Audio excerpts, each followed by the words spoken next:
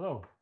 Welcome to Portal's Portfolio series, where we will have readings and interviews with student writers and published authors from Vancouver Island University and around the country. We'll talk with them about what it takes to be a writer in the ever-changing world of publishing.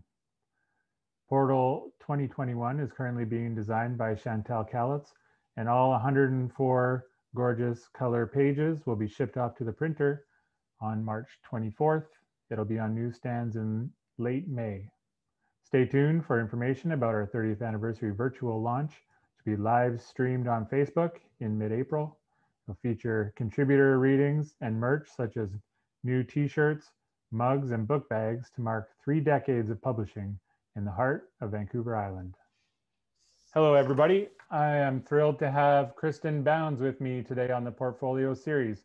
Kristen is a 4th-year Bachelor of Arts student at Vancouver Island University, where she is majoring in creative writing with a minor in journalism. Kristen also has a diploma in creative writing and publishing from Okanagan College. In 2020, she received the Barry Broadfoot Award for journalism and creative nonfiction. And in 2021, Kristen has been nominated for the English Department Essay Competition. Kristen's work has appeared in Incline magazine and also in the NAV, where she is an associate editor. She's also worked as a reporter for a 1.5 years at the Southam's Gazette in England. This year, Kristen's creative nonfiction memoir titled Given the Circumstances will be published in Portal 2021, along with 3 photography pieces.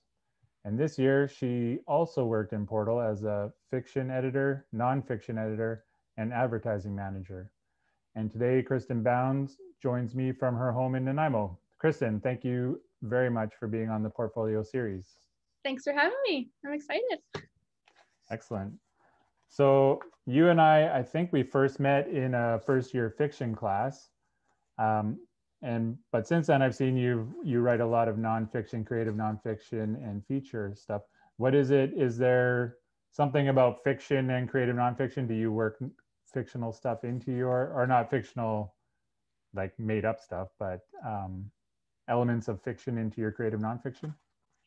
Yeah, definitely. I mean, I've loved reading and storytelling since I was little. And so one of the things that I really learned from that fiction class was that you not only can, but it's important to incorporate those elements of fiction into your nonfiction writing. So making sure your characters are well developed, trying to find a climax, all that kind of stuff. So I definitely try and do that as well as I can. It's very much still a work in progress.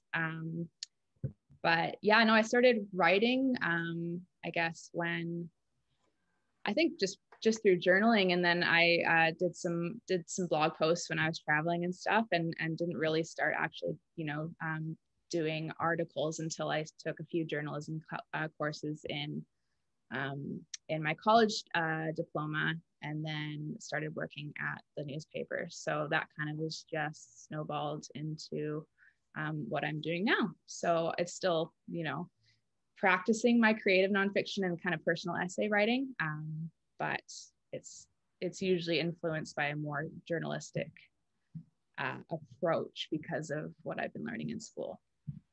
What is it about journalism and writing about things that are current and really happening? What is it about that attracts you so much?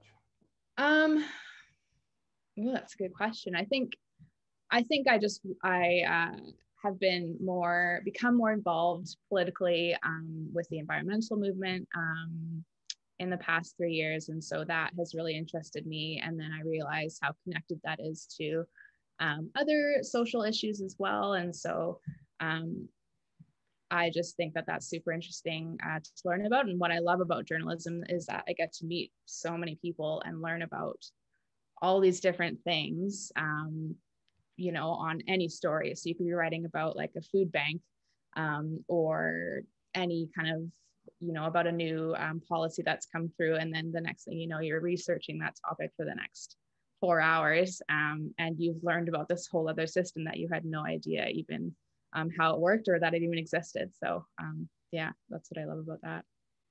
Yeah, it's a great genre for learning, if you're eager to learn new things. Yeah. What are some writers and books that have inspired you in the past or even now? I really love a writer named Jedediah Jenkins at the moment. His first book came out a few years ago about his trip from Washington to Patagonia on a bike. And that's kind of like I'd say a travel memoir.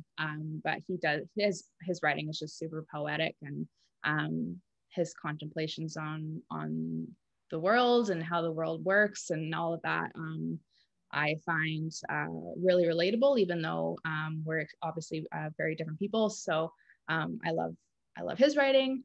Who else?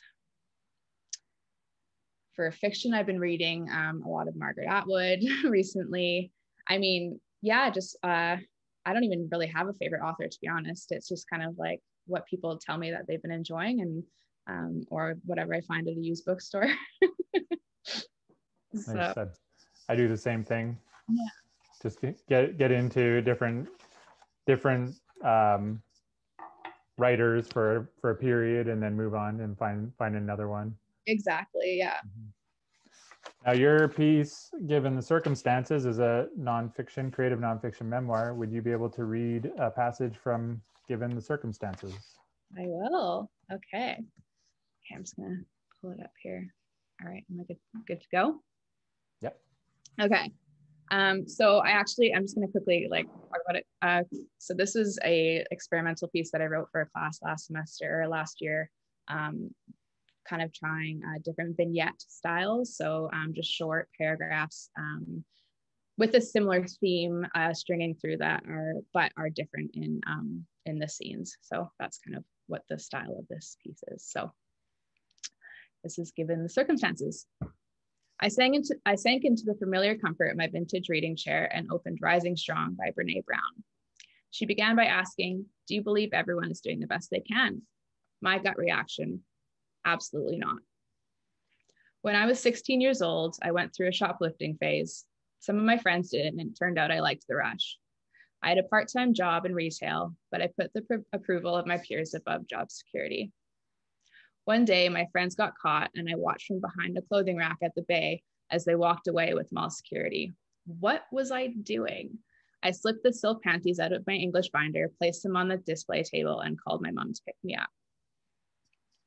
In 2018, I was working as a journalist in Kingsbridge, a town of about 6,000 people in southwest England. If someone drove home drunk from the pub and got a DUI, it was the talk of the town the next day. If Harry down the street cheated on his wife, his disgraceful behavior was discussed over afternoon tea. One day during a slow shift, my sensationalist editor turned to me and said, "No one has died in a while. Shame." A few days later, he heard a crowd was forming near the quay at the center of town. I had to see what the fuss was about and come back with a story. When I arrived on the scene 10 minutes later, a teenage girl was lying on the sidewalk, a blanket covering her for warmth. Two girls about the same age hovered over her. Tears streamed down their cheeks, arms folded against their school uniforms. I kept my distance. An older woman on foot stopped to ask what happened. All we know so far is that the girl was banging her head against the stone wall, and then she collapsed. "We've called an ambulance," a man standing nearby replied, shaking his head. One of the schoolgirls said, "Her mom's on her way too. Hopefully now she'll be taken seriously." The ambulance arrived and I returned to the office. "Domestic issue, no story," I told my editor when he asked if there was copy for that week's edition. On St. Patrick's Day last year, my coworker Dana and I refreshed the WHO website for updates while we scrubbed Lysol over each of the tables in the Greek restaurant, despite the unlikelihood of customers. Canada's death toll had gone from 0 to 8 in 10 days. Sophie Gregoire Trudeau had been diagnosed. The Juno Awards and Coachella Music Festival were canceled. Borders were closing. We'd been told to self-isolate and stay home. Pandemics were something we'd only seen in movies. No one came in for the lunch rush, so we sipped Caesars behind the bar to ease our anxiety, not knowing it would be the last day the restaurant would be open for 5 months. Shortly after, there were quantity limits enforced at the supermarket. At the cash, the lady in front of me shoved items onto the conveyor belt. Her black coat collar rubbing against her wiry graying hair. Her cart was piled high with a jumbo box of diapers, 3 packs of toilet paper, at least 10 packages of pasta, 2 baby bottles, and dozens of cans of Heinz beans and tomato sauce. The clerk told her she had more than her allowable quota for some items. The lady proceeded to berate the clerk. "We're trying to do our job, ma'am," said the cashier from behind a plexiglass shield. "I'm trying to," said the lady. Recently, one of my family members relapsed after 6 months of sobriety. I clumsily stumbled through a familiar cycle of emotions: sadness, empathy, frustration, anger, and love. Always love. I realized that for some, simply getting through the day is the best they can do. Meanwhile, I paced my cramped 1-bedroom basement suite, hoping my Canada Emergency Response benefit check would come soon. Dishes were piled in the sink. My diet consisted of cheese, goldfish crackers, and beans on toast. I chipped away at a 1,500-piece puzzle of New York City and cracked open a bottle of Pinot Noir at 3 p.m. Apparently, we were living in an unprecedented time. After Trump falsely claimed the election victory, I laughed hysterically at an Instagram video comparing the mail-in ballots to the Dursleys' contempt for Harry Potter's Hogwarts invitation. Once Harry received it, there was nothing they could do to stop it. My friend said, "It's incredible. The human ability to translate fear into humor is an advanced coping mechanism. We're all terrified of the pandemic, climate change, racism, this election, and yet we're pumping out jokes and memes like never before." My best friends from high school and I had reconnected a month into the pandemic for weekly Zoom trivia nights. In the 10 years since we graduated, we've remained friends, drifting in and out of contact as each of us navigated our tumultuous 20s. During Kelsey's turn to host, she crafted a round called About You Nerds, where she cited an embarrassing memory associated with each of us and tested our ability to recall details. In grade 8, Loren accidentally superglued which part of her body? The round sent us into an hour-long spiral reminiscing about putting on too much makeup and jamming to Taylor Swift, skipping math class to smoke a joint behind 7-Eleven, or competing for the best prom proposal. For our grade 12 yearbooks, everyone voted for best dressed, most desirable, and other equally vain categories. The pressure to be best started young, continued through adolescence, and won't end until you decide it doesn't matter. As the days grew longer and warmer, the weekly Zoom trivia nights wound down. In the group chat, I typed, "I love feeling close to you again as we grow into our places in the world." Thank you. Cats. I noticed that in a lot of my classes, including journalism and nonfiction, that people mostly avoid writing about COVID-19. I heard it described on another podcast that it's like going through a really boring apocalypse where we all still have to pay our bills and buy groceries and stuff. So what was it about this era that made you want to write about it?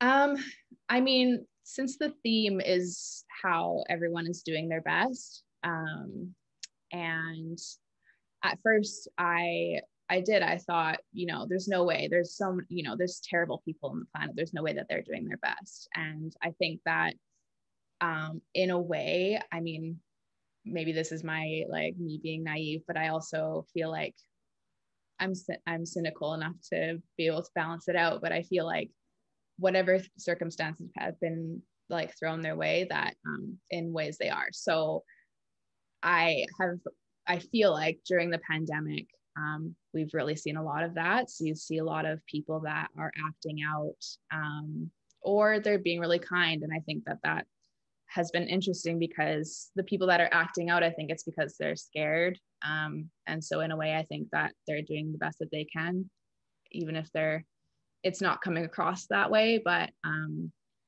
then similarly for people that are, coming together and doing really well. And I think it's brought a lot of people together in ways. And so I think it's just been an interesting time to observe that. So I wanted to see if I could encapsulate that, I guess. But nice. And you do it so well with, I love the short scenes, the vignette scenes of these overlapping perspectives and jumping around in time. I've seen that's what my piece that's in Portal this year. I did the same thing. It's funny that we wrote very similar forms. What was it about this form of, like, how did you come to this idea of writing these short, almost like a stained glass window of all these stories?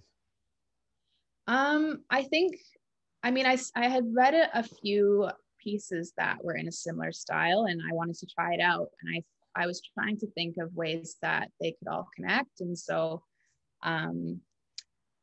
that's just been something that I've been pondering the last year, even before COVID, was just how everyone's kind of doing their best. And how else do you incorporate all of that into one linear story? I don't think you can. I think you'd have to only focus on a couple of those elements. And so this just seemed like the best way to do it. When do you write? Do you write every day a little bit, or do you write in spurts? I definitely write more in spurts. Like, I jot down stuff in my journal. I try to every day. But that's kind of the extent to it. I'll write, like, if something comes to me, I'll write it in a notes thing on my phone. But in terms of actual, like, and this is bad, I shouldn't be saying this, but like, in terms of actual writing, I don't think I don't write as much as I should. It's only really when I'm like feeling inspired. But I think every time I do that, I think to myself, like, you should be doing this every day to at least just practice getting, the thoughts out on paper. And I think there's a few people in the world that are like, there's your first draft is never great. It's always going to be pretty bad. So even just getting like word vomit out on the page is good. And then you can come back to that later. So yeah, it's on the list of things to practice more. When you say something inspires you to write a bunch, what kind of stuff gets you inspired? Is it like a class assignment? I know I usually have to bear down, and when I get an assignment, I have to crack down on it. But is there, like, if you watch a movie or see something happen, does that inspire you? Usually class assignments, it's like, oh, here we go, I have to try and like put something together now. But honestly, just people watching is like where I just find, human interaction and connection really, really fascinating. And that's why I love journalism too. And because I just get to talk to people about what they do, or what they're inspired by, and I love that. And so I get to kind of take the things that I learn in my nonfiction books and memoirs, or all these perspectives that I get from reading, and just I try and notice things in the outside world. So that's, I guess, and kind of what I think about it, I guess, too. You've done a lot of editing work. You're the associate editor at the NAV, and you did editing, fiction and nonfiction editing this year for Portal. What is it about editing? Has editing influenced your writing? Yeah, I think absolutely. You can just kind of see the behind the scenes on what gets taken out. It's taught me to be a more concise writer. I realize almost every circumstance, you can take the word "that" out of a sentence and it'll still read as the same sentence. And yeah, it's just kind of, taught me to mix up the length of sentences, and it's also helped me realize that as writers, I think it's easy to, get down some certain idea on the page, and it doesn't really come across that to the reader, even because you've got it in your head, and you know what the answer is, and you know who this character is, but maybe you haven't got that down on the page as well. So I think in that sense, it's helped me as well. Mm-hmm. Yeah, when you're writing, you have the meaning already, and then you're putting down the details, but the reader has the details and they have to get to the meaning. So it's very hard to see that whole process all from the beginning. Mm-hmm. How much do you submit your work? Well, Portal's the first time I ever submitted a piece. The others were, I guess, kind of, I had a lot of my work obviously published in the newspaper when I was working for that. So I guess I could say I've been published before. I don't really know what the what the line is is blurred there. But yeah, the first time I've had a piece accepted was for Portal. And then Incline was part of a class assignment from last year. And then the NAV, where I'm the editor or the associate editor there, is kind of the same deal. It's a monthly feature that I write for that. So, but now that I know what the process is, I'm definitely gonna go through with it a lot more, I think. Nice. Do you how do you handle rejection if you have a piece rejected? How do you handle that? I don't know yet. Oh.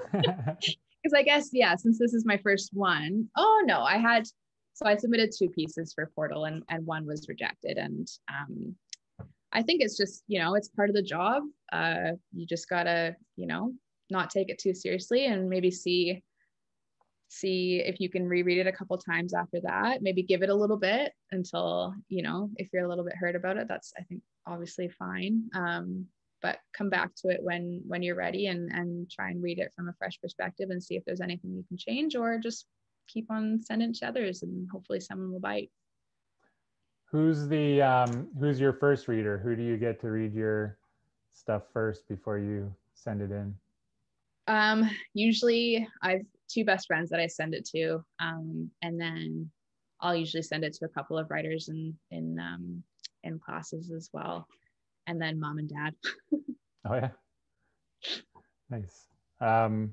What do you do to get away from writing? What do you do to unwind, or maybe even get more inspiration, but to kind of get away from all your schoolwork and writing? Get outside. That's like, yeah, the number one thing I try and do in a day, even if that's just going around the block, or going down to the sea. I'm like super happy to be living by the ocean. So that it's, you can go on the same walk to the beach every single day. But it's different every single day depending on the tide and the wildlife and stuff. So that's just like the best way for me to clear my head. Yeah. And I think it's also that in itself inspires writing too. Yeah, I try to go for a walk every day, and usually on my walk I have 3 or 4 big ideas that as soon as I get home, I have to run to my notebook and write them down. Yeah, that's it. Yeah. Well, Kristen, thank you very much for your time, and thank you for doing this reading and interview. Thanks, I really appreciate it. No, it's been a pleasure. Cheers. Thanks, and good luck. Thanks. Thank you for watching the Portal Portfolio Series. Portal is a literary magazine published by students at Vancouver Island University's Creative Writing and Journalism Department on the territories of the Snuneymuxw, Quw'utsun, and Tla'amin First Nations. For more information about Portal's portfolio series, please visit portalmagazine.ca.